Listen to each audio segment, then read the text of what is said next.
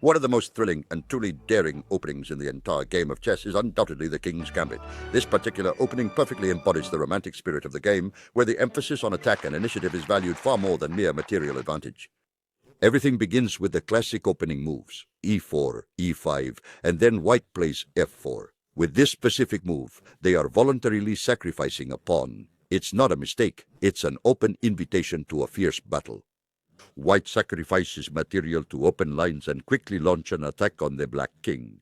If black accepts the sacrifice and plays e takes f4, we enter what's known as the king's gambit accepted.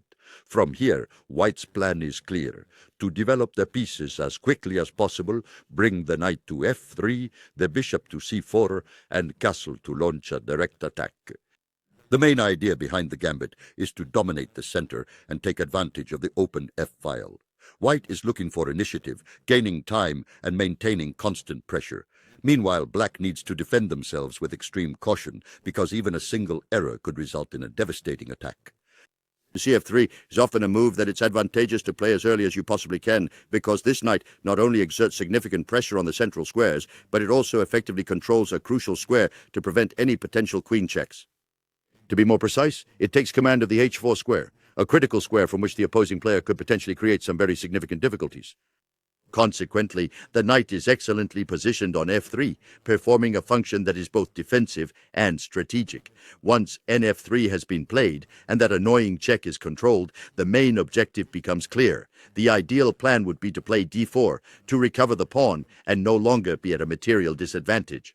Furthermore, the f1 bishop is intended to develop to c4, as f7 is the opponent's weakest square at the start of the game. For those who don't know why, it's a square next to the king that, under normal circumstances, is only defended by the king itself. It cannot be adequately defended by the rook on f7, nor effectively by the bishop or the queen positioned on that very same square, given that these pieces are typically overprotected and therefore do not fulfill an efficient defensive purpose there. Other squares near the king are usually well defended by the queen, the knight, the bishop, or even several pieces at once. However, f7 normally only has the king's defense, which makes it a key target for attack. For this reason, it is absolutely essential to have a bishop pointing directly at that square. This gambit offers significant advantages. It allows for rapid development, creates dynamic positions, and places the opponent under psychological pressure right from the very start. But it also carries risks. The white king can become exposed, and if the attack doesn't succeed, black will be left with an extra pawn and a very solid position. Throughout the course of history, many famous defenses have arisen against the king's gambit, such as the classical defense or the Fischer defense. In fact, Bobby Fischer, who is considered one of the greatest players of all time, famously criticized it.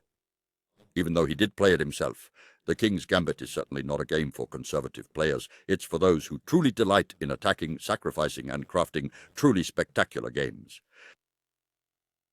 If you'd like to continue learning new chess moves, make sure to subscribe to BlackChess Academy. You'll find the link in the description below.